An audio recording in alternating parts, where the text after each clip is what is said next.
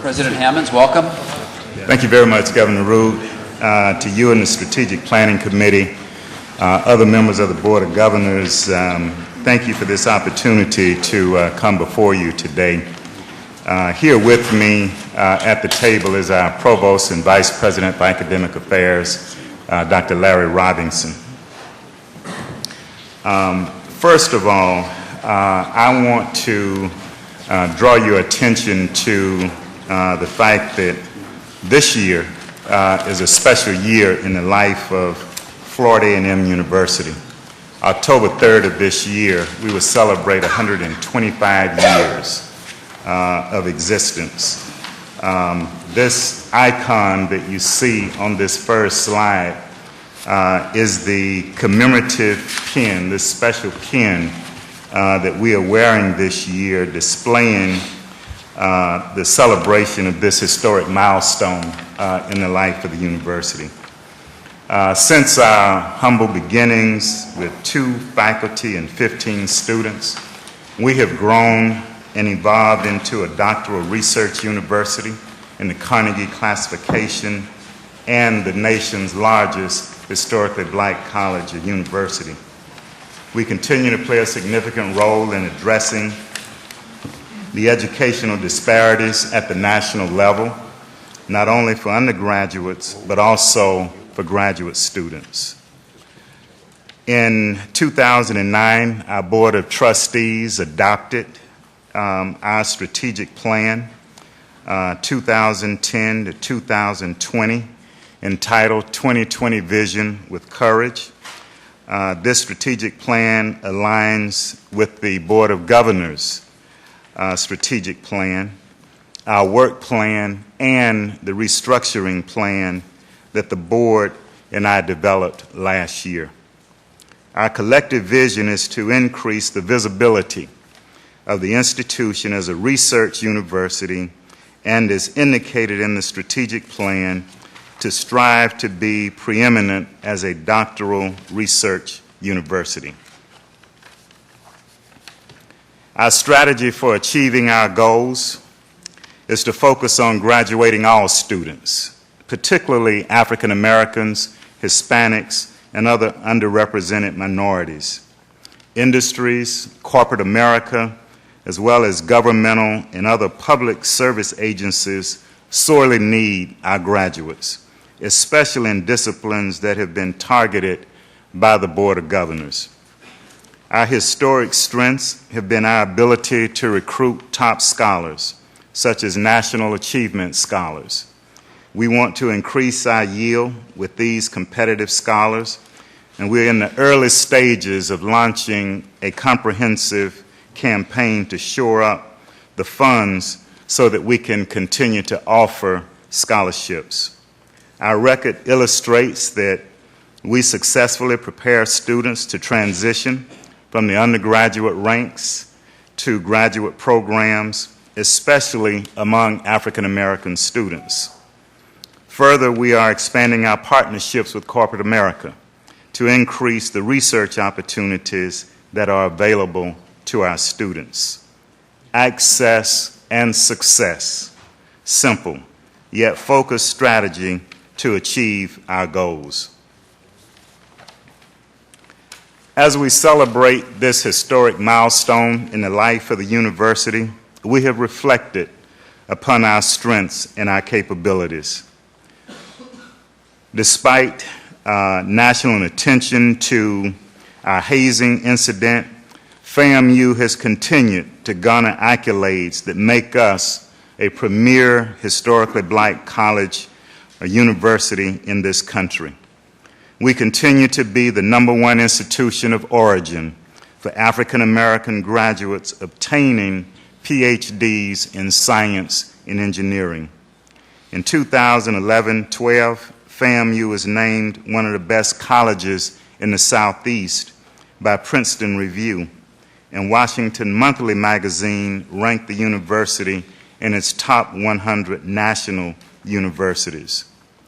In September of 2011, FAMU was named one of Forbes magazine's 2011 best colleges in the nation in their annual ranking of top colleges. FAMU was ranked as the #1 public, historically black university in the 2012 U.S. News and World Report college rankings for HBCUs. We remain accredited by the Southern Association of Colleges and Schools, and 47 of our degree programs have specialized accreditation. Our opportunities are grounded in our commitment to recruit students, monitor their progression, and improve our graduation rates. Although we have a distinguished record regarding our doctoral graduates in the research and professional areas, few people outside of the HBCU community are familiar with it. For example, few people know that we are tied as the #1 producer of African American PhDs in 4 STEM fields in the nation, and a leader in several others. Areas such as chemical engineering, mechanical engineering, entomology, and pharmaceutical sciences, where FAMU leads the nation. Therefore, we have to work even harder to enhance our visibility among our SUS peers and other universities nationwide and increase our productivity. Our partnership with FAU and our work with the oil spill are tangible examples of our efforts. Also, we've launched 3 online degree programs, business, nursing, and public health, which have completed their first year with success. Finally, with the restructuring plan that the Board of Trustees adopted in April of 2011, we conducted a stringent review of our academic programs. As a result, we closed 23 degree programs, merged several, and realigned our colleges and schools. We have integrated our academic support services with our academic advising and retention office to ensure that we have a coordinated effort in our vision of improved graduation rates. We have initiated a number of activities to help students declare a major early, including intrusive academic advising, enrollment coaches, and career development. We also initiated the first year experience course, mandatory for all freshmen, which national research shows has great impact on retention and graduation. We plan to build on these initiatives to further improve our graduation and retention rates. I invite you to go to the website and review the restructuring plan. In the plan, we note, in order to attract the best and the brightest faculty and students, both undergraduate and graduate, the intellectual environment must be active, engaging, addressing real-world problems with innovative research. The university completed a comprehensive review of all of its academic programs, and this restructuring permitted the academic community to take a critical look at all of our program offerings. Our criteria for review were enrollment by majors, degrees granted, FTE-sponsored research awards, cost per credit hour, and return on investment in research, namely looking at the university's investment of resources versus the return received with secured research awards and grants. Then we reviewed the programs against the Board of Governors' goals and workforce needs for the state of Florida. This resulted in the termination of 23 less productive degree programs and the suspension of 1 academic program. Now, we know that our graduation rates represent an opportunity for the university. However, the restructuring plan permitted us to review all aspects of academic life at the university. As I noted earlier, we are strengthening our retention office, academic support, and academic advising. We believe that this integrated approach will see our 6-year graduation rates approach 50% in the near future. Further, we are leveraging federal and private resources to enhance these programs as well. Now, I remind you that the work will begin with this incoming freshman class, which we will not have graduation data about for 6 years. We will assist some that are in the current pipeline. However, as we all know, this is a long-term, sustained commitment, but we are determined to improve these numbers. Also, we plan to recruit more scholars. Such an approach is a steep challenge. However, we must compete with our sister institutions in the state university system, as well as those outside of the state of Florida. Yet the accolades tell us that we have the right formula because our students are succeeding on the graduate level and in the workplace after graduation. How do we know that we're doing a good job? Well, this year, Diverse Issues in Higher Education noted that FAMU was a top 10 producer of African American graduates in 15 disciplines at the undergraduate and graduate levels. The U.S. Department of Education's data, known as IPEDS, note that we are a top 10 producer of African American research doctorates in 7 degree programs. Here are some of the exciting things that STEM students are doing. Imagine this. You are a mile away from school or your office. You push a button and your car will be able to park, then come find you and pick you up. That's the artificial intelligence that a team of students is developing in the Computer Information Sciences program on FAMU's campus. In fact, they have already applied for a patent. At our physics department state-of-the-art laser facility in Tallahassee, students and faculty have designed a detector that identifies improvised explosive devices from a distance. A company based right here in Florida has used a standoff detector device in its equipment and has conducted field tests with the U.S. Army. We have seen an increase in the 5-year trend in SAT and high school GPAs of entering first-time in college students and transfers with AA degrees from state and community colleges. We are focused on improving our licensure passage rates, retention, and graduation. And then when you take a look at this slide, you see that our research and development expenditures are now over $50 million, in fact, $53.3 million, an upward trend, and for a school of our size without a medical school or a dental school, that's very strong. Moreover, our professional doctorate degrees are on the rise. We have seen an increase in research doctoral degrees and also an increase in awarding professional doctoral degrees in the past 5 years.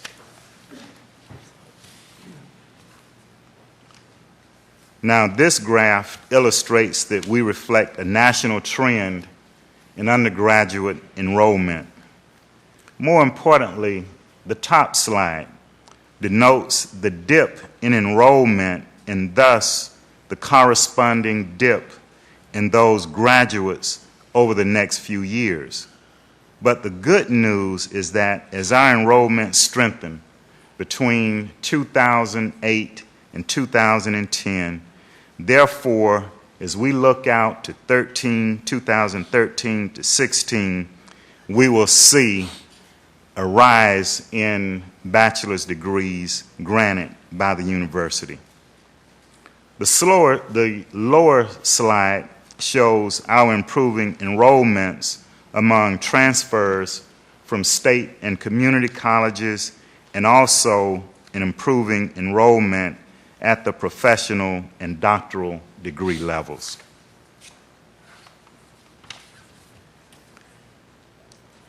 As we face the future, we are redeploying tenured and tenure-earning faculty from terminated programs to existing and new programs that have greater demand. Examples include the potential for a Bachelor of Science in Digital Media and the Master of Science in Curriculum and Instruction. We are focused on serving student and market demand, particularly in disciplines where minorities are severely underrepresented, such as the STEM fields. We will use opportunity at no additional cost, new programs to increase productivity of existing academic units, such as a Bachelor of Science in Pharmaceutical Sciences. This new degree program was approved by the Board of Trustees last week in our June meeting. And we are also working towards realizing components of the long-standing vision of the Center of Excellence.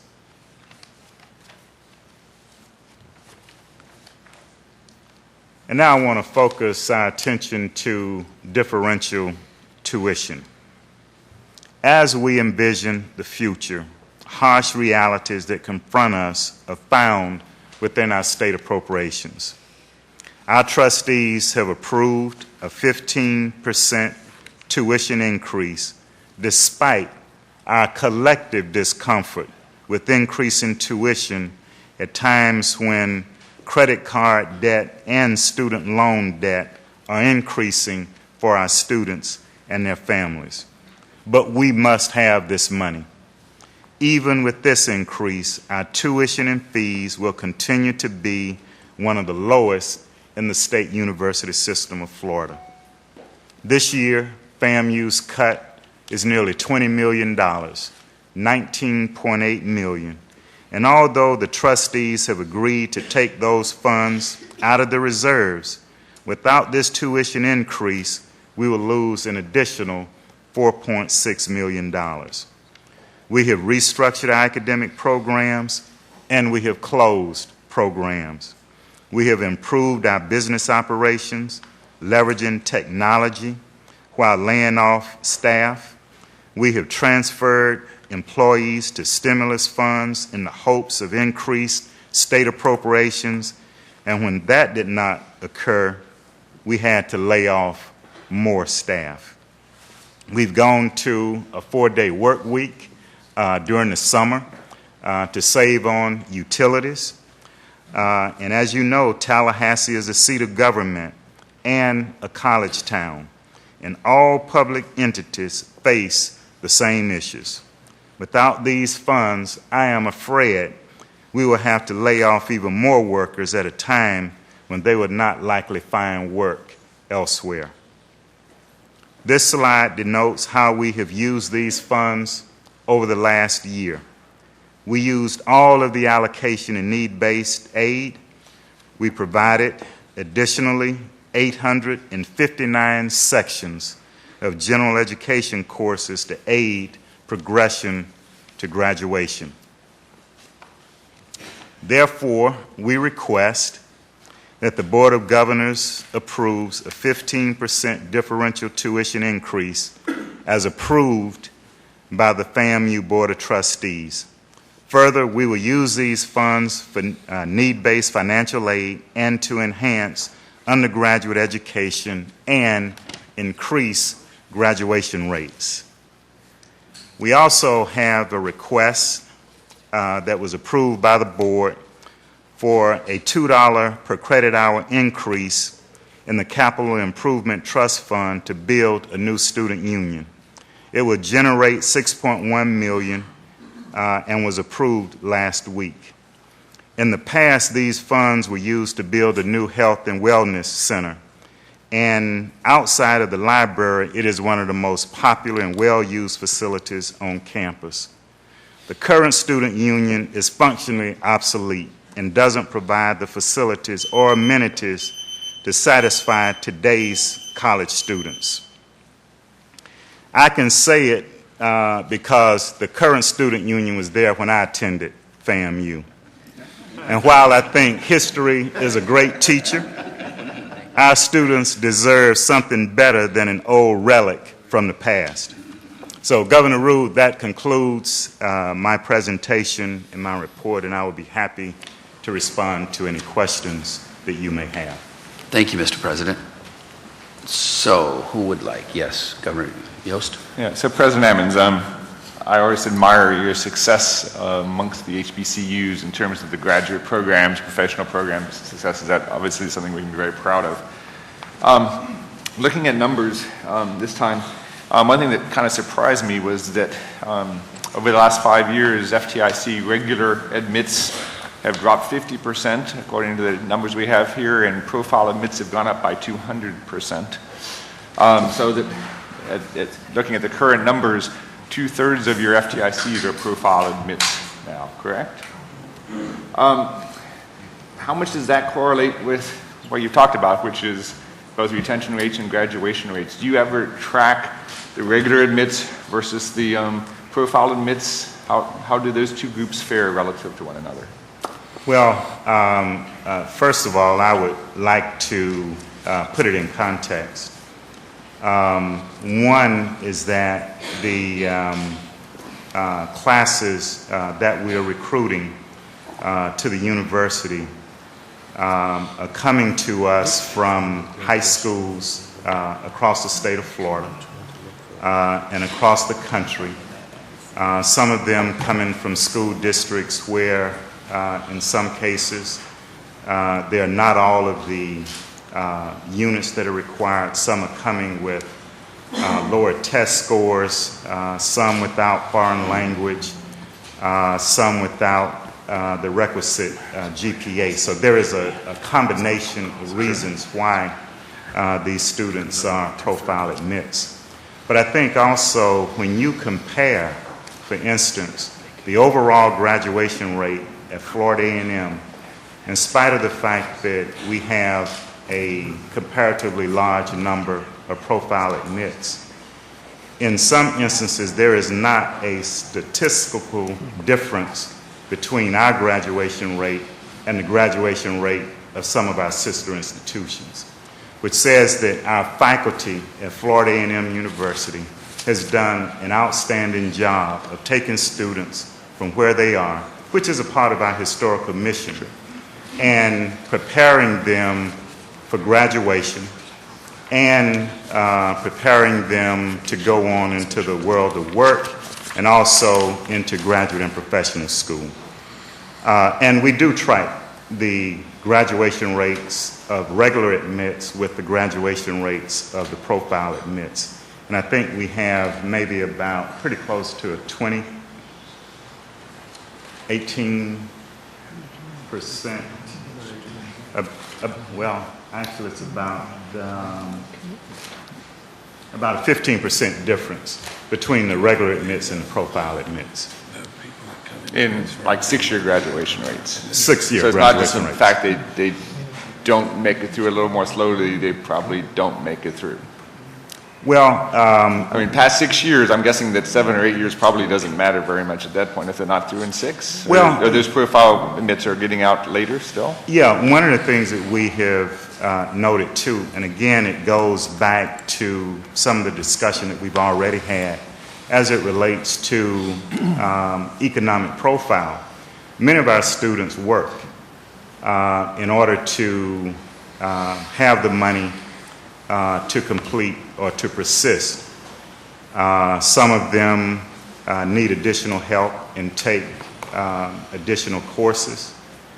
And what we're trying to do now with this request for differential tuition is to add to that infrastructure for helping our students as it relates to graduation rates. Additional faculty, especially regular full-time faculty.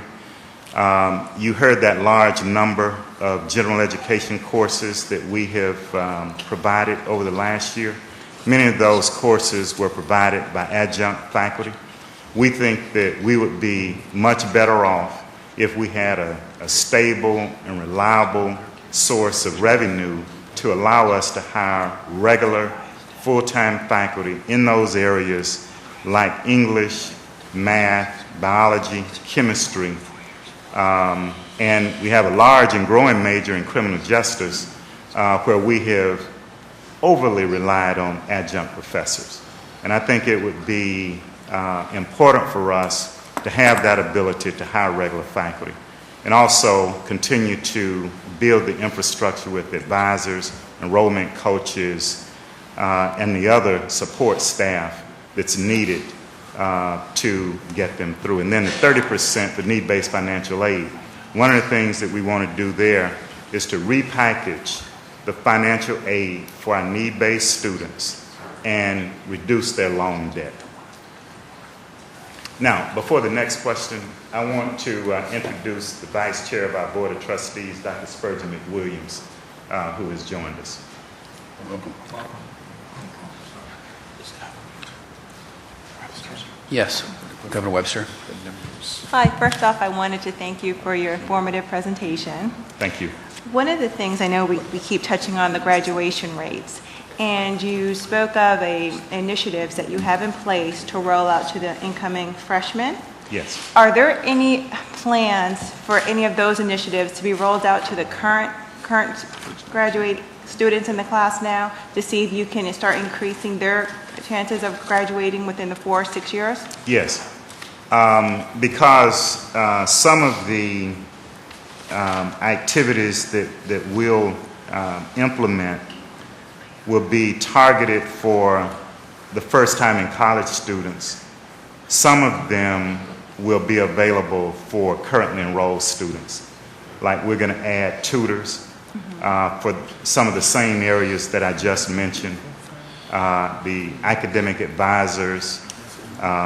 We are going to put in place, finish implementing a tracking system that will also be used for currently enrolled students. And so, yes, to your question, there will be some of these measures that will be available for not only the first time in college, but also currently enrolled students. Okay, so you're comfortable then with the 15-year goal, your 3-year goal of 15% for the 4-year or less, based on those initiatives? I'm sorry. Sorry. So I was saying is, so based on those initiatives right now, there's a 3-year goal for the first time in college graduation rate of 15%. So going up by 3%? Yes, but I really believe that at some point we got to get to 50%. I just don't think that it looks good to have graduation rates that are below 50%. So I do think that with this new class that we come in over 6 years, that we'll get to the 50%. I just think we have to get there. There isn't anything magical or maybe systematic about it, but as you look across the country where universities are, I think it would just be a good signal for the state university system to have more of its institutions at or above the 50%. Thank Governor you. Parker? No, I'm sorry, I thought you were... No, Maureen. Yes, Okay. President Governor Harris, I wanted you to talk a little bit about the debt load that these students are taking or having to take on at FAMU. It's dramatically higher than any of the other institutions, and I'm not sure I understand why, given the fact that a lot of them are getting Pell Grants and other grants to come to FAMU. Could you delve into that a second? Well, I think when you take a look at the significant number of our students who are coming from families with incomes of less than $40,000 a year. They are not able to call home for expenses beyond those that are covered by the Pell Grant and other forms of aid that they get. And so this loan debt is a way that they get through, as well as working. But the other interesting thing, when you take a look at the income levels of our students, it appears that the higher the income, the higher the loan debt, which is sort of counterintuitive.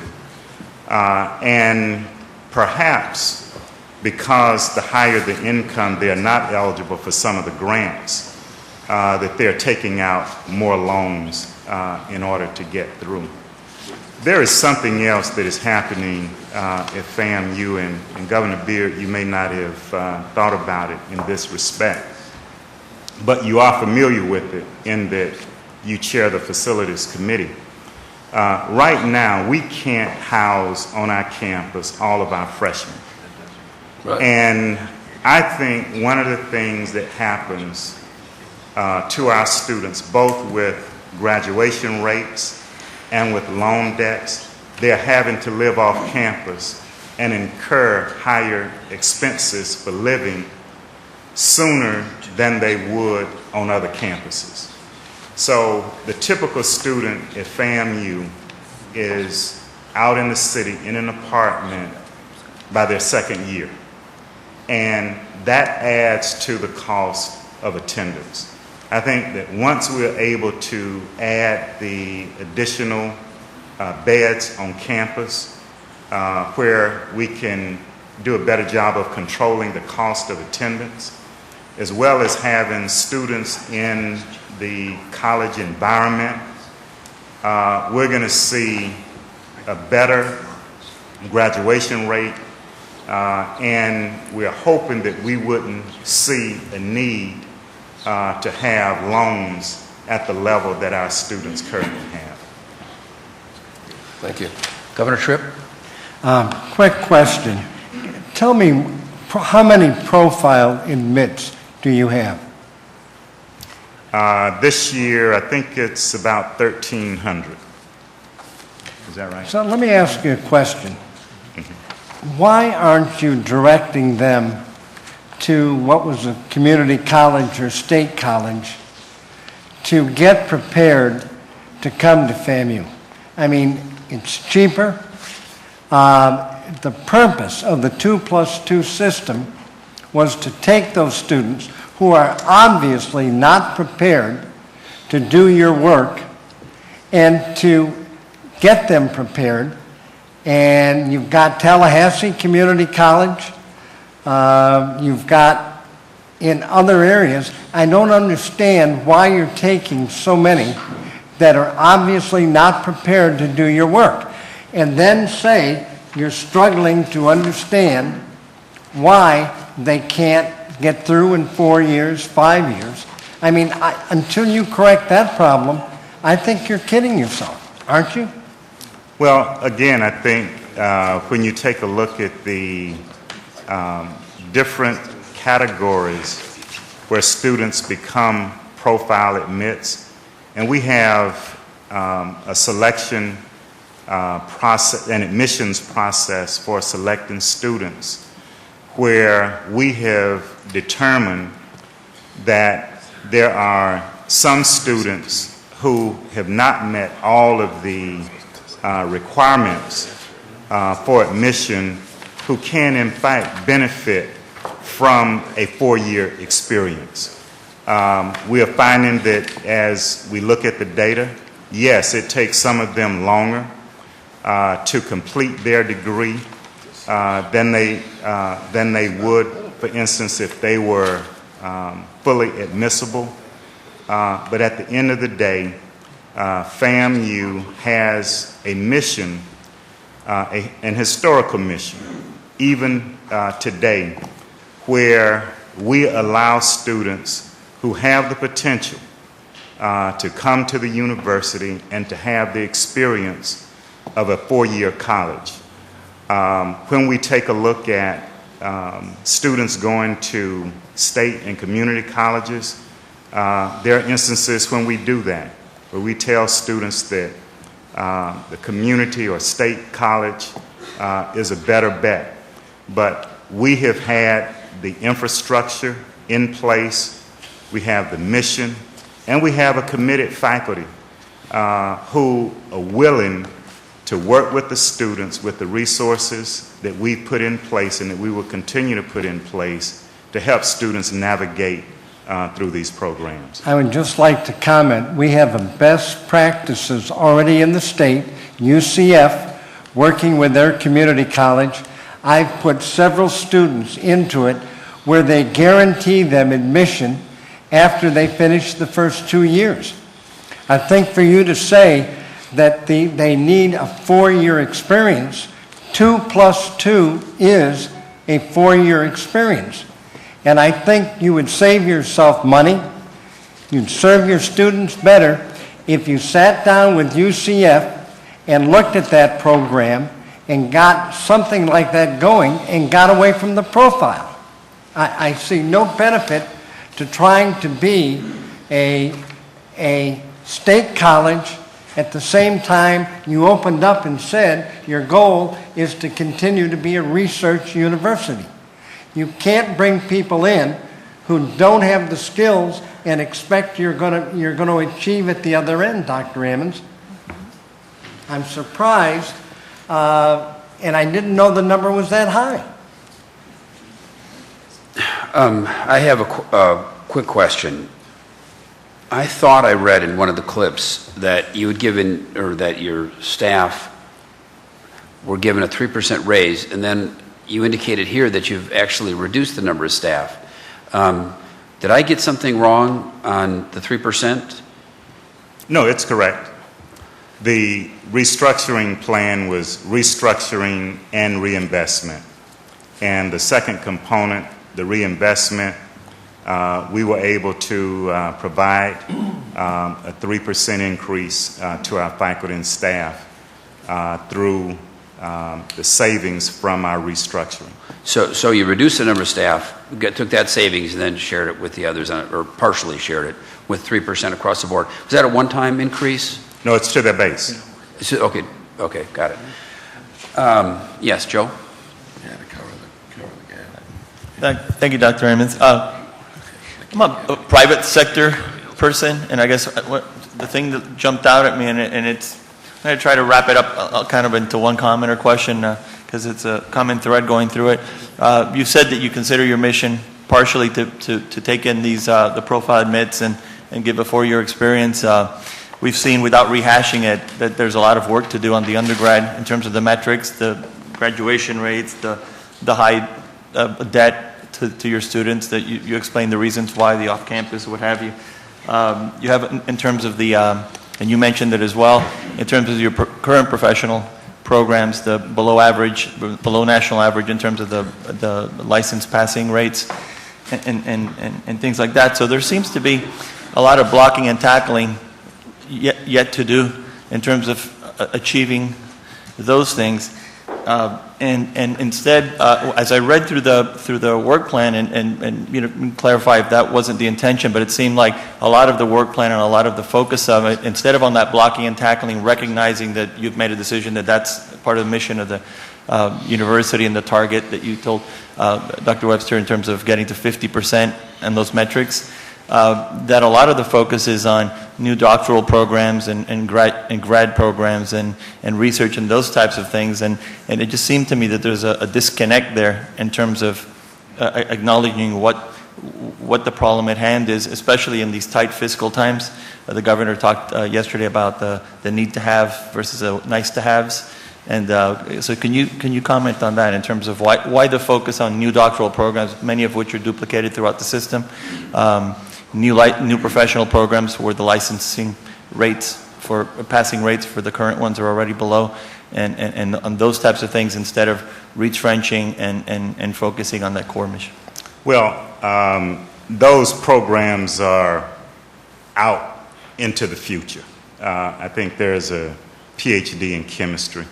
For instance, it was a part of a Center of Excellence proposal that was developed and approved by the old Board of Regents. The PhD in chemistry is the next program on that list.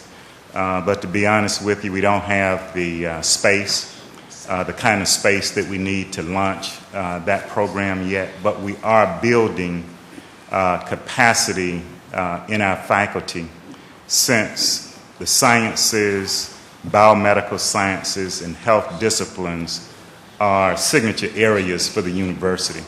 So at the appropriate time, there isn't a plan to submit a proposal for that program now. What we're doing is exactly what you're talking about. We've recognized the need to improve the performance of our graduates on licensure exams.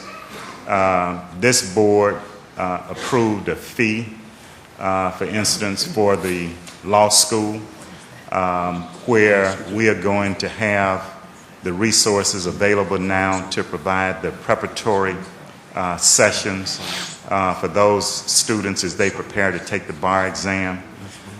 We have used internal resources to provide preparatory programs in programs like pharmacy, which we saw almost an immediate improvement this past year. 91.3% of the students who sat for the pharmacy licensure exam passed it on the first sitting.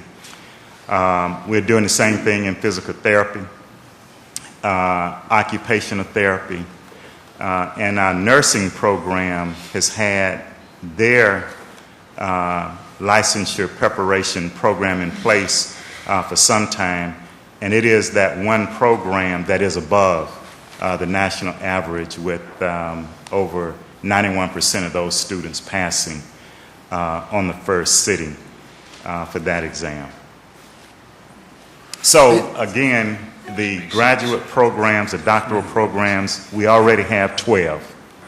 We have 12, and it will be sometime into the future before we actually submit a proposal for the next one. I'm confused. You said your nursing is above the national average?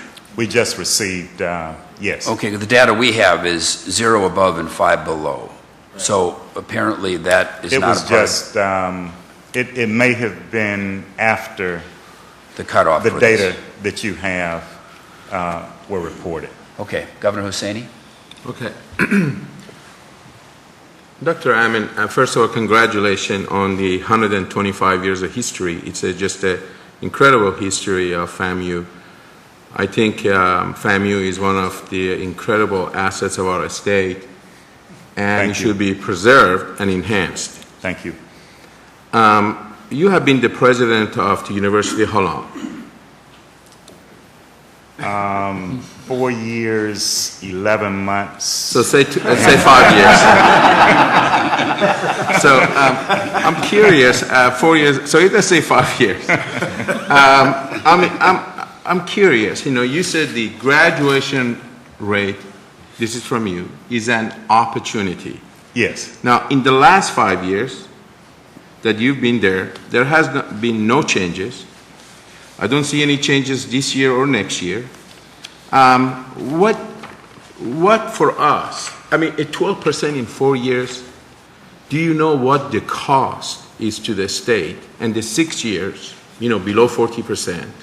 I mean, 60% don't get graduated. The cost to the state per student, that these students eventually do not graduate and do not finish the school, it's a tremendous cost. What should we look at to believe that that's going to change, that it has not? Under your administration, that has not changed in the last 5 years, that is going to change in the next 5 years? Well, first of all, let me say this. Some of the signature programs at the university and those with some of the highest enrollments are programs that are beyond 120 hours, like pharmacy, which is 6 years. We have a 5-year MBA program, engineering, those and physical therapy, which is now a doctoral program, occupational therapy. So there are some programs at the university that are beyond a 4-year curriculum. What we are trying to do now with this additional differential tuition is to complete the system for graduation and retention. We have been developing it. We've leveraged our federal dollars. We have a Title III grant where we have been able to hire some advisors. But of course, grant money is time limited.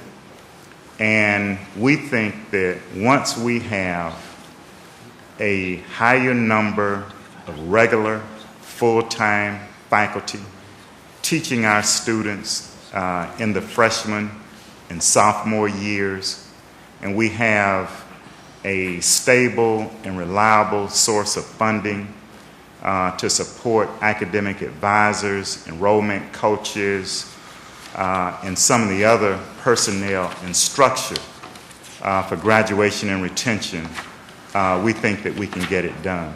I think the other thing too, Governor Hussaini, we haven't talked about the other side of it very much, but over the last 5 years, when we add the $19.8 million in cuts to FAMU, it's going to be probably in the neighborhood of $60 million that we have lost at the university. We have not been able to go out and hire the faculty in regular tenure-track positions. We haven't been able to put these professionals in academic advisement on regular lines. They're on OPS. They're on soft money. Once we have this stable and reliable source of funding, I think you will see a difference not only in the quality of the instruction, the quality of the academic advisement, but also in graduation rates. All of our universities are going through the same thing. There has not been any change. They've gone through the same cut as you have, but still managed to keep their graduation up there. I mean, every statistics that you look at, FAMU is at the bottom, but you still talk about, I said pie in the sky yesterday, not pie in the sky, but to the future, to the doctorate degree, and that brings up a question. Do you still have the dentistry on your work plan? It's there as a placeholder. We are not planning to resubmit a proposal for the dental school. Well, once we approve your work plan, meaning we approve your work plan, I mean, when last time when you were with us, we looked at that cost of $150,000 to $300,000, starting at $300,000 a student and then go down to $150,000. When we have a hell of a time giving any increases to the universities, I doubt that the board will be interested in wanting to have a dental school. And where I'm getting at is this, Dr. Ammon. And I think Governor Crenshaw just brought it up, and it's just that maybe you're putting your mind into all these doctorate degree, and we've done here and there, but we continuously having 12% graduation in 4 years, continuously having below anybody else in graduation. That is what the university is for. Students getting to the university, get graduated, and get a job. And we have a hell of a time, wanting to approve anything else. Put aside that all other stories that we have, we've heard, I personally am going to have a hell of a time approving anything when you come before us, and with a vote of no confidence from your own board. For us to approve giving you a 15% increase and have not seen in the last 5 years, as you said it, is an opportunity. Every 4 years we vote on electing a president. Either we retain him or if they've done a good job, and they cannot go back and blame the other president previously because they've been there for 4 years. And or we get a new president. I am very concerned. I really am. And I want, again, putting everything else aside, I want FAMU to go forward. I really want to go forward. I think we owe it to our students. We want them to do well. They deserve it. They deserve better. And using profiling and this and that and all other things will not do anything for us but prolong us getting those 12 percenters. If we today decide and says, okay, what we're going to do, we're absolutely going to work on bringing up our percentage of graduation. If it takes 2 + 2, at least they can go to school at much cheaper. It's cheaper cost to the state. It's cheaper to the students. We have to be honest with our students. We have to be honest when they walk into FAMU that they know that they're not going to get graduated if they are not, able to go to the university. And if they need to get some remedial courses, they need to go to the colleges. We need to be able to help them to send them to the colleges. We've got to preserve FAMU. It's huge for us. It's very important. And I really ask you to think about that. Trying to get us to the other side, one way or the other. And we always look to the Board of Trustees. We appoint the board, half of the Board of Trustees, or one less than half, and the governor appoints the other half. We always look to the Board of Trustees to make the right decision, whatever that is, and I am not suggesting anything here today, to make the right decision to take the university forward. And I don't see FAMU going forward today. Thank you. Governor Colson. President Ammons, I too believe in the mission and the role and the historical significance of FAMU, and I want it to get stronger. And I believe we have to reinvest in FAMU, and we have to invest greater dollars in FAMU, but we need a plan. One of the things that I'm concerned about is I'm not comfortable with a strategic plan that's been presented, at least one, there may be one that exists on your website that I haven't seen, on getting this graduation rate up, on getting this first-year retention rate up. You heard me with all the other universities, so it's not. This has been my focus yesterday and today. So I'm not. You've had an opportunity to be prepared for what I was. You knew where I was going to go on this, but it seems to me that it's about graduate advisors, it's about counselors, it's about tutors, and it may be about more tenured faculty track members. I'm not smart enough to know that, but I know that I need to understand that all those other resources are being made available to the entering freshmen. The profile admit issue doesn't bother me. I think that's had been a historic part of the mission of FAMU. It's greater today than it was probably 2 decades ago, but I think if we're going to admit a kid that needs some help because he's not college ready just yet, then we have an obligation to provide the tools for that young person to get through in 4 years or 6 years. I mean, it's critical that those tools, and to do anything else, is almost immoral. We have to provide that young person the tools to get through. And that generally means a lot of guidance counseling, a lot of tutoring, and that's when you talk to any of these universities, they say, we got to improve that stuff. And I don't know where FAMU is on those types of metrics. And so maybe when we come back in September with these updates, perhaps you could provide us some more detail on this retention plan you're anticipating, because or that you have in mind,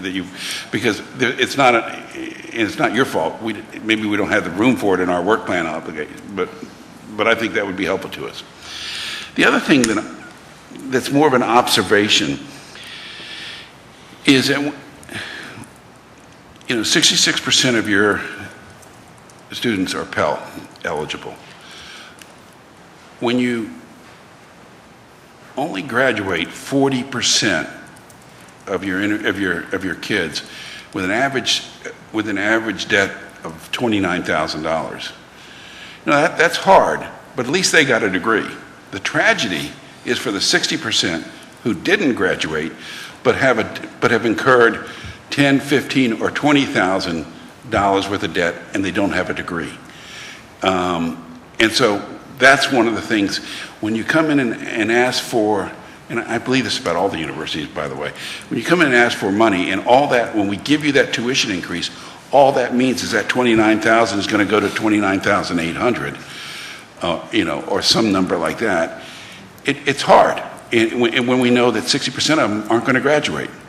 So I view this as a critical component in getting comfortable with your plan to take that not to 50% over the next 6 years, but it's got to get past 50%. 50% isn't good enough, and certainly 40%. So those are my comments.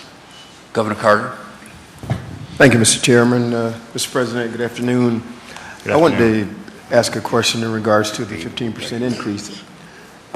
Could you elaborate on what percentage of that you will be using to attract national merit scholars? I think you and I mentioned that briefly. Could you elaborate on that, sir, please?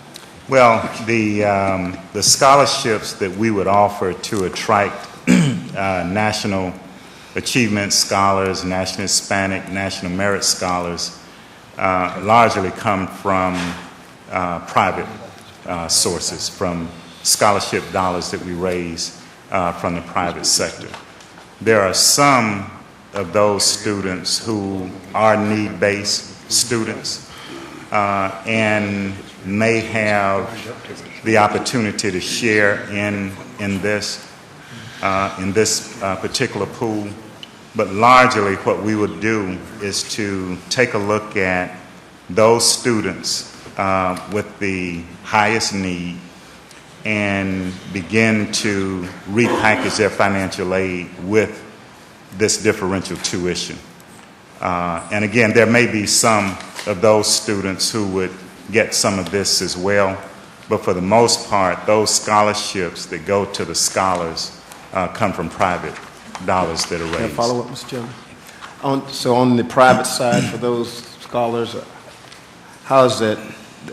I guess it would be fundraising, progressing toward those ends, because I remember, I think it was 92, and FAMU was #1 in the country in terms of attracting those national merit scholars. 97. 97. So how is that progressing in terms of trying to attract the necessary funds to get back to that level? Well, we're trying. The rules of the game have changed. There was a time back in the 90s when there were different ways that students could be made scholars. It has changed. And of course the competition for those students. I mean, you're talking about 800 African American students all over the country who are designated as National Achievement Scholars. There are only 800 a year, and so the competition is tough. I think some of the things that we have to overcome to get more of those students would be dormitories, for instance. Again, the average age of our dorms, 53 years old. Some of them haven't had renovations in some time. And so I think once we get this new facility built, we begin to rebuild the campus housing stock, we'll begin to see those numbers go up again. But right now, we win some and we lose some. Do you know about, Mr. Chairman, do you know about a ballpark number in terms of what it would cost to get to that level? I know when I was asking this morning with President Ginshaft about the AAU, she was saying there was like 50 million. Do you, I mean, have you crunched the numbers down to what it would actually take to get to that point in terms of attracting that level of national merit scholars? And I think these students will go a long way to enhancing the graduation rates and reducing that whole process. Right, If we right. attract that. Have you crunched it down to a number? I think if we had somewhere in the neighborhood of $10 million a year. Recurring? That would go for those national achievement, national merit scholars who would actually come.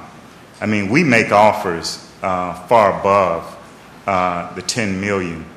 But if all of them came, then we would have somewhat of a difficulty sustaining them throughout their academic year.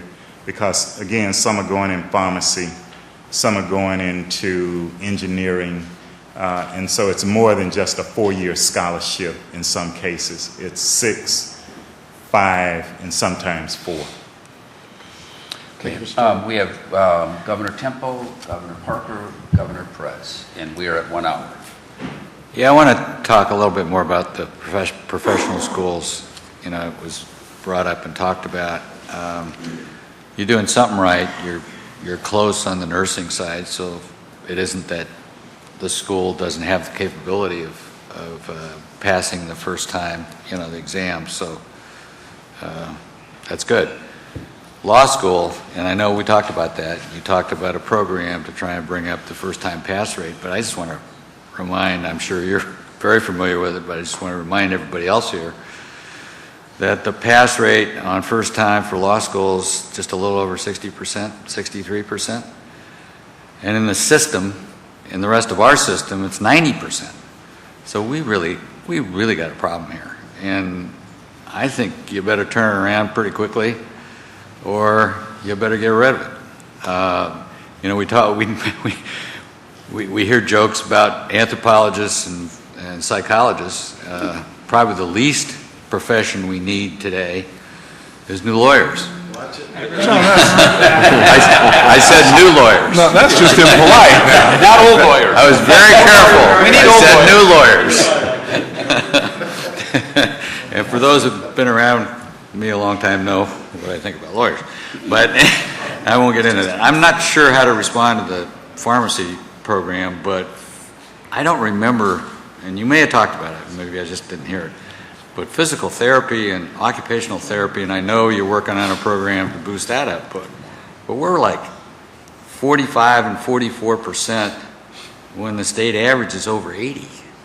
So again, you better straighten that out, or we better take another hard look at this. I mean, we clearly have money constraints, and the wind's blowing harder, and it's going to get tougher and tougher. And I would just encourage you to take a hard look at some of these programs that are very evidently failing, and by the numbers. And we are, and as I mentioned during the presentation, or maybe during a response to a question, we have put in place programs to supplement the classroom instruction for these programs.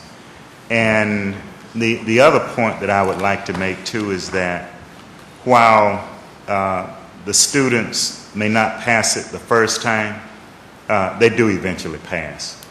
But of course, it's the first time pass rate that is reported. Chairman Parker. Good afternoon, Dr. Emmons. I just, because this, because this is a time when we're going to be approving just for 12-13, I just want to direct your attention to the programs that you do plan to implement and 12 and 13, and talk to me a little bit about why we think these programs are important for the next year and what kind of costs we're talking about. And really, I only see 3, and for folks who may want to follow with me, it's actually on page 21. So one of the ones you're going to propose is our Pharmaceutical Sciences. In fact, was that already proposed at your last board meeting at 6/12? Did you, and do you know what I'm talking about? I'm sorry. I do. Yeah, so for the Pharmaceutical Sciences, was that already passed at your June board meeting? Yes. Yes. It was? Okay. So I would think you already have a pretty robust pharmaceutical program anyway, so can you give me just some idea, and maybe I can talk to the provost about what kind of dollar, I mean, that would seem to be a low dollar.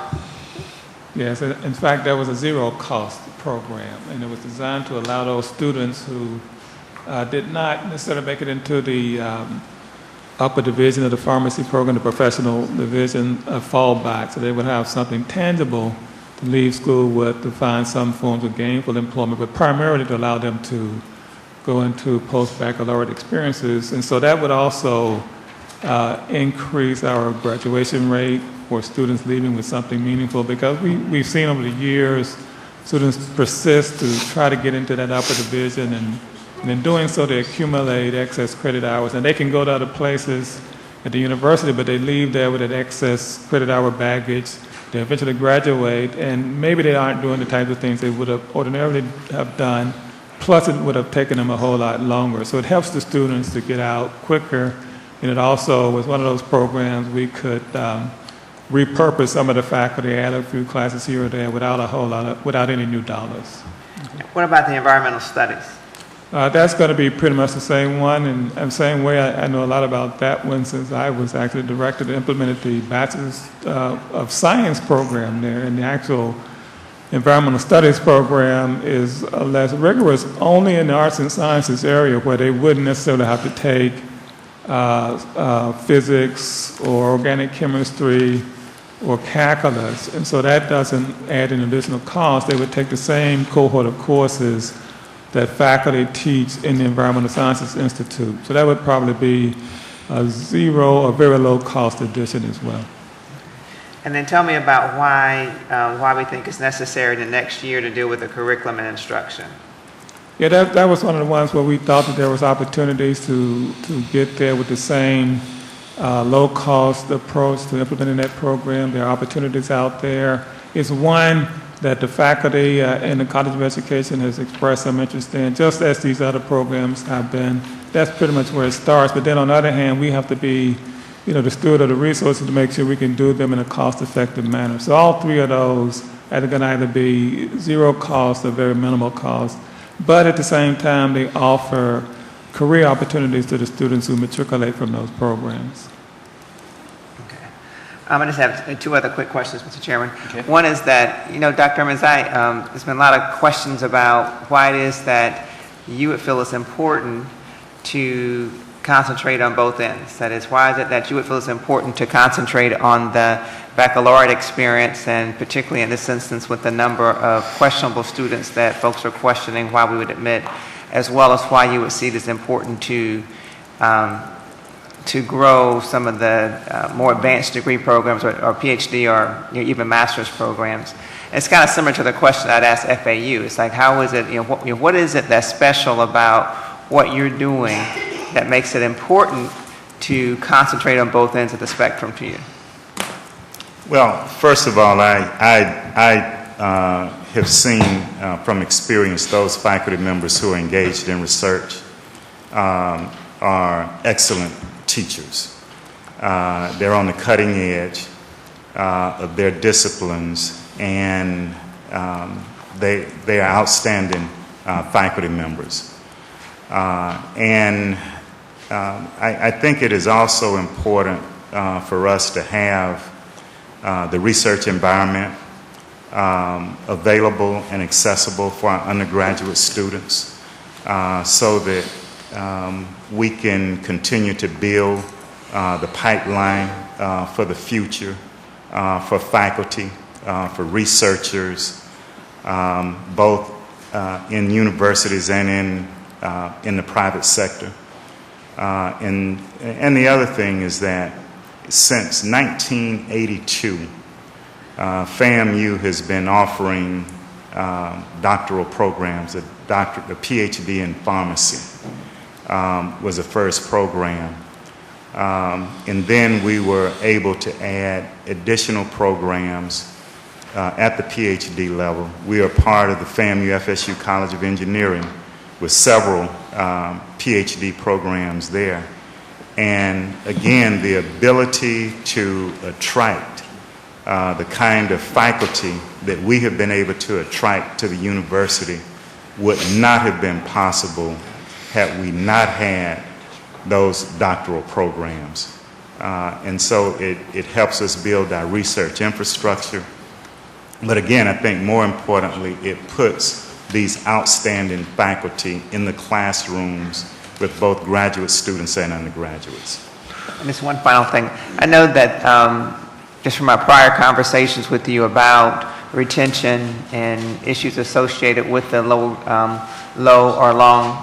graduation rate, as well as maybe taking longer, your perception was that, with this 15% tuition increase, that you were making a decision about using those dollars to assist with that issue. That's correct. I mean, it's going 100% to improve the graduation rates, to put the faculty, regular full-time faculty in place, the academic advisors, the enrollment coaches, the technology that we'll need to finish establishing the tracking system, the training for academic advisors to keep them on the cutting edge. So that 70%, Can I ask one quick question? all of it would go to improve graduation rates. And then the 30% for the need-based financial aid would go to reduce the loan debt. And then there's one other thing that I would like to say. I don't know if all of you have seen the latest edition of Diverse Issues in Higher Education. This is the issue where they rank universities nationally for graduating African Americans and other minorities. Florida A&M University is ranked number 4 nationally in graduating African Americans with baccalaureate degrees, and it is number 1 among the 105 historically black colleges and universities in America. All right, so even though we are concerned about the rate of graduation, FAMU is an important institution for the graduation of African Americans for this nation. Thank you. Chairman Colson. Yes, sir. I'd like to make the motion that with the exception of the 2012-13 tuition differential request and capital improvement fee requests, which will be the purview of the Budget and Finance Committee tomorrow, I move to approve that portion of Florida A&M's work plan associated with the 2012-13 academic year. We have a motion. Do we have a second? Second. We have a second. In discussion. Mr. President, can you said that if you get the 15%, you would spend all of 15% in improving your graduation rate? 70% would go towards improving the graduation rate, putting the faculty, advisors, enrollment coaches, the technology, finishing all of the infrastructure. The 30% for need-based financial aid will go to reduce loan debt. Okay, you said the infrastructure, like for instance, last year you got 15%, the year before 15%.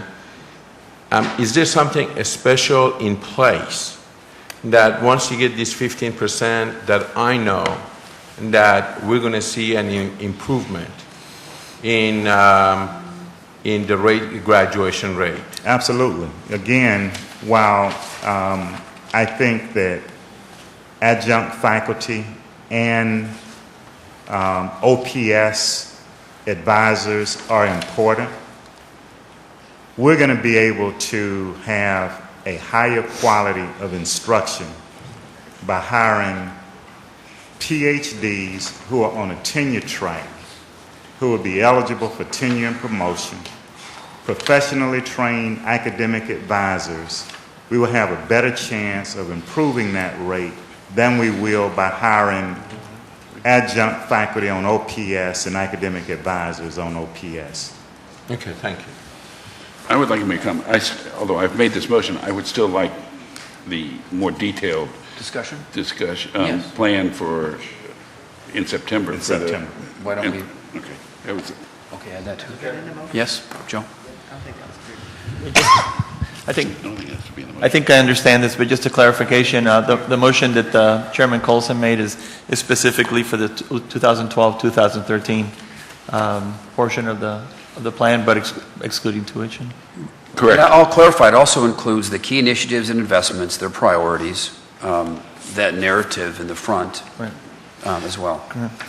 But not the, for example, the new, my whole point, I want to make sure, because I really think that any time and effort spent by the president, his staff, and his team on these doctorate and other things, even if it's for future planning, 013 through 015, it's really a distraction from the very serious need to focus on the metrics, on the other things. So I wanted to make sure that was, clear on the record before we entertain. You're approving the 2012-13 plan, which includes 2 bachelor degree programs and master's. 1 master's degree program. Correct. And I'm asking, and I guess I ought to make this part of the motion, that they provide us greater detail on their planned, in greater detail in September, on their plan to improve their retention rates and their graduation rates. Yep. They have a plan, I just don't know what it is. Yes, understood. Yes, Dr. Yost. One question, even though we have approved a plan or accepted a plan that has new degree programs or whatever, we still get those new degree programs as a separate Correct. item before us to discuss. The fact that we said yes, but Just the plan PhDs. doesn't mean they've been approved. Just PhDs. Just We don't- PhDs, that's you, just PhDs, thank you, okay. Okay, let me give you my 2 cents worth on this whole thing. I'm one, shocked that you cut staff. Your staff clearly is not doing what they're supposed to do by the data we've seen, and yet everybody gets a 3% raise. That's one thing that I do not understand. This debt also shocks me, and I mean, it shocks me. It is so far above all the other schools. 84% of the students incur that amount of debt, which is also way up there. You've got a small percentage actually graduating, and Chairman Colson mentioned this a minute ago. What about those that don't graduate? I mean, this is debt that can't be discharged. They're burdened with this, and I don't know how they get rid of it. You heard me talk earlier about what this debt means to a young person starting out in life. If they can accumulate money, put it aside, invest it in something, and it builds to their life, they're going to have a nest egg that will carry them, through retirement. I mean, that's how you make money. But we're burdening them with this debt, and they're going to have to take that little extra money they have to pay that debt off. I don't know. I still don't understand how, with a large percentage of 40,000 and under students you have that are eligible for Pell Grants, I don't understand how it gets where it is. And I don't need to know now. But if I was you, I would make your number 1 priority to get your student debt down, so you don't just really penalize these kids, as they enter into their work life. So that really, really bothers me. The other thing that bothers me is your 3 goals. The first one is research, second one is online learning, and then you get in just retention, dealing with retention. I looked back at some of the other priorities from the other universities. Commitment to student success, academic success, access, and student success. Need for student success. Those were 3 that I looked at. I mean, I think you need to revisit this and really focus on your undergraduate kids and work to make them successful. I don't know. I'm not a professional at this, but it seems to me that you get distracted all over. You know what I think of Crestview. I think that is a huge distraction.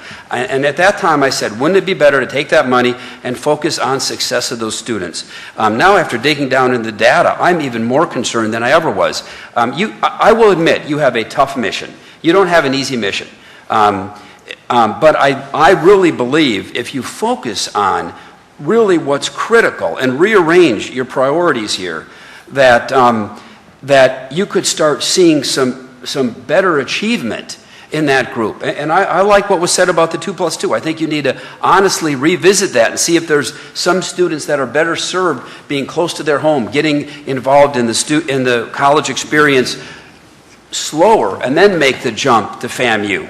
So I'm probably in the minority on this, but what I would prefer to see is I would prefer, and I think this committee is willing to come back in 2 weeks, 4 weeks, whatever it takes.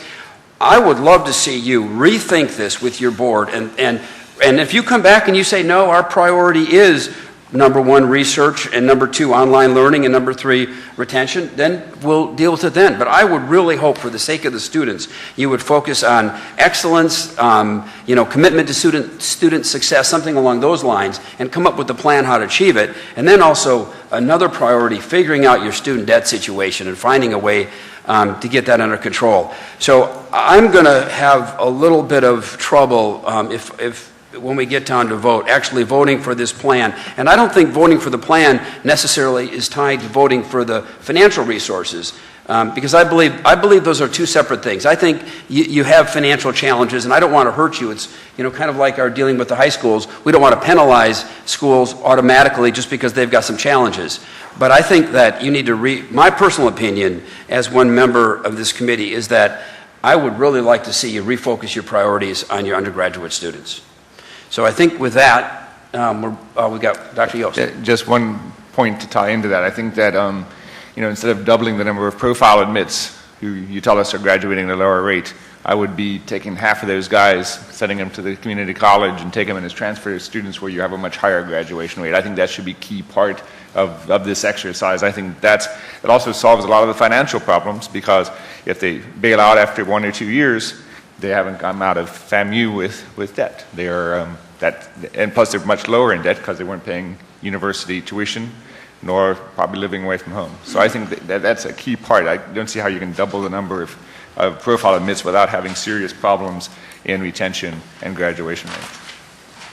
I guess, Mr. Chairman, if I could just make one comment about the debt that I think would be probably a valuable study, Dr. Ammons, is that Dr. Ammons' primary response to that was that because his students, yes, they receive Pell Grants, yes, they receive other assistance, that there's a question about, because the income level is so much lower, that they would apply for the loans and apply for every dollar that's possibly available so that they can make it through. There's also a phenomenon that was at least an issue when I was in college a long time ago, was that, because student loans and the like had so much of a lower interest rate, that students would rather go ahead and get that money and they use it as a boost to start. I'm not commenting on whether that's right or wrong, as much as it may be an interesting analysis for you to kind of look into some type of, what is it that folks are, or why folks are getting the loans and why the rates are so high. It may help to answer some of the questions that the board, has presented, because it may be more to this. Because when you look at the chart, the numbers are almost double of what we have everywhere else, but then our income levels are also, probably have, just as much lower. So I just think some kind of analysis may be helpful in having the board understand this issue better, so that it's not like we're passing on our judgments when folks are making decisions that are sometimes beyond your control in the way they're trying to use these dollars in order to advance their personal interests. Okay, with that, we're ready for a vote. All in favor of the motion? Well, he had a question. Okay, I'm sorry. President Evans had a question. I think we're just doing the discussion of the motion at this point. Is it critical? Go ahead. We're an hour and 10 minutes into this. Go ahead. I'll let you talk. Two things. I want to understand what the motion is. The motion is the same as every motion we've had so far. The motion is to move forward. Right. Okay, and then the second thing is that these... It's the same. Well, it was the same, but I've asked for a report back in September. Okay. Vis-a-vis your plans, a detailed Right. plan on first-year retention and graduation rates. Is that part of the motion? That was part of the motion, and I'm happy to add financial aid analysis of the debt of your students to that. Okay, so we're modifying the motion? Yeah. And who seconded the motion? I do. Do you accept that? Yes. I think that's how this works. Okay. So we've got a motion and a modified motion. Was that it? So this is the vote of the committee, right? Yes, vote of the committee. There's 6 of us. Yes. Okay, committee members, all in favor say aye. Aye. Opposed? Okay. That's it. Motion carries. Okay. We get a break.